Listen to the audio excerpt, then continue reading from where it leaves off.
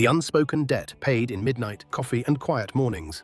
Music, soft, reflective, acoustic guitar swells, then fades into a low hum. The old saying goes, character is what you do when no one's looking. But I think it's actually what you do when the world is too heavy to look back at. Back when I was 22, I was drowning. No job, no plan, a lot of empty space where a life should have been. Every single morning, at exactly 6 a.m., I walk into Leo's Corner, this tiny, grease-stained diner on the edge of town.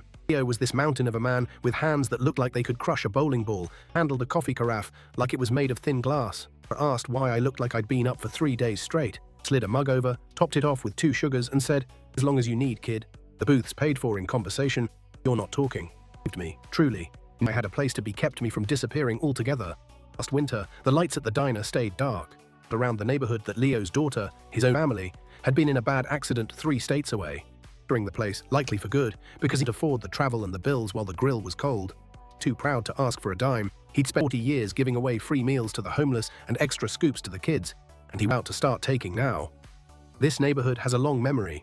Monday at 5 a.m., there wasn't a line. There was a crowd. A fundraiser, we just showed up with toolboxes and paintbrushes.